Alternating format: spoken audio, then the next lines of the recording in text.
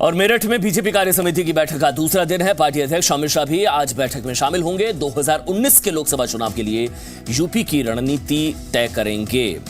Amit Shah UP के लिए mission 74 का प्लान जो है वो पहले ही सेट कर चुके हैं, ऐलान वो कर चुके हैं। मिशन 74 बैठक के पहले दिन 2019 के लोकसभा चुनाव के लिए देश भर में 350 से ज्यादा सीटें हासिल करने का लक्ष्य रखा गया है। बैठक में प्रदेश के मुख्यमंत्री योगी आदित्यनाथ, केंद्रीय गृह मंत्री राजनाथ सिंह और पार्टी के प्रदेश अध्यक्ष माता प्रसाद पांडे सहित कई बड़े नेता इसमें शामिल हुए। जी मीडिया ने इस बैठक के मुद्दों पर प्रदेश के मुख्यमंत्री योगी आदित्यनाथ से बात की और पूछा कि क्या गठबंधन इस चुनाव में पार्टी के लिए खतरा है। सबसे पहली बात तो यह है कि गठबंधन का नेता कौन होगा, यह इन लोगों को तय करना होगा।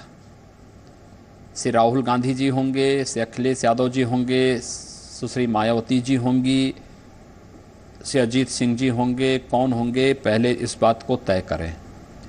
दूसरा, क्या आपको लगता नहीं कि गठबंधन स्वयं इन लोगों को अपनी हार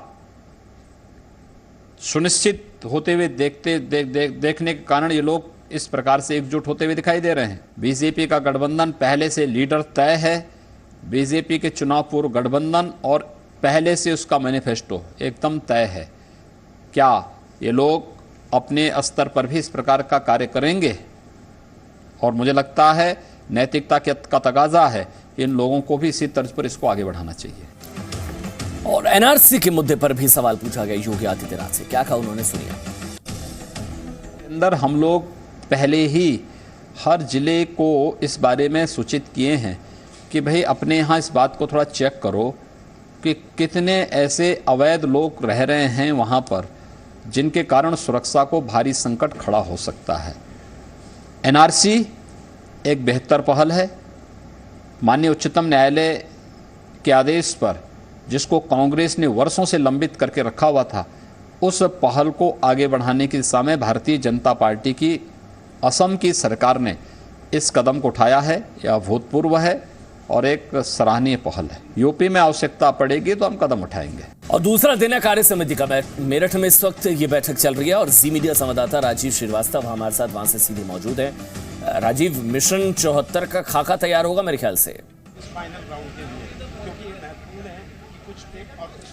बिल्कुल, कल से सारे दिन जो है, कल जो बैठकें चली हैं उसके बाद जो आज सुबह से जो बैठकें चल रही हैं वो कवायद इसी तरफ है कि जो मिशन 74 है उसको कैसे पूरा किया जाए। इसीलिए जाति समीकरण को साधने के लिए भी एक ब्लूप्रिंट तैयार किया गया। उसके बाद जो लाभार्थी रहे हैं अब तक पिछले 4 साल के जो मोदी सरकार का जो कार्यकाल रहा है उसमें जो भी योजनाएँ रही हैं और उनके जो भी लाभार्थी रहे हैं उन लाभार्थियों के साथ भी कैसे संपर्क बनाया जाए। एक कार्यकर्ता 5 लाभार्थी का एक फॉर्मूला तैयार किया गया है, जिसके तहत हर एक कार्यकर्ता चुनाव तक जो है 5 लाभार्थियों से लगातार संपर्क बनाए रहेगा, उनकी समस्याओं को सुनेगा और उनकी जो भी ज़रूरतें हैं उसको जानने की कोशिश करेगा।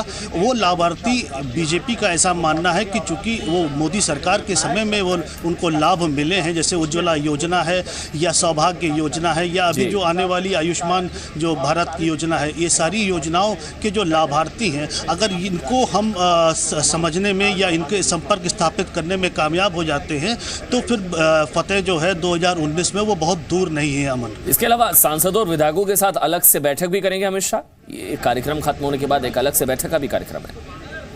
जी, आज जब कार्यकारिणी का समापन हो जाएगा उसके बाद जो है सांसदों और विधायकों के साथ लगभग 3 से 4 घंटा जो है वो एक मैराथन बैठक करेंगे, जिसमें यूपी का जो रोड मैप है, जो लोकसभा 2019 का रोड मैप है, उस पर चर्चा करेंगे। कैसे जो है वो जन जन तक पहुंचा जाए, विधायकों को क्या करना है आगे और क्या रणनीति अपनानी है। इसी तरीके से सांसदों को अपने क्षेत्रों में क्या रणनीति अपनानी, इन सारी रणनीतियों पर अमित शाह जो है प्रकाश डालेंगे। और 2019 का जो रोड मैप है, कल जिस तरह से राजनाथ सिंह ने कहा कि एक्सप्रेसवे जो है वो उत्तर प्रदेश से ही होकर के गुजरता है 2019 का, अगर जो मिशन है 350 प्लस का उसे पूरा करना है, उसी रोड मैप को आज साझा करेंगे, आज समझाएंगे और उसके बाद चूंकि अब 6 से 7 महीने का समय बचा है और उस पर फिर अमल किया जाए। बहुत बहुत शुक्रिया आपका राजीव, ये पूरी खबर हम तक पहुंचाने के लिए। उत्तर प्रदेश और पश्चिम बंगाल, इन 2 राज्यों पर फोकस है बीजेपी का 2019 के लिहाज से।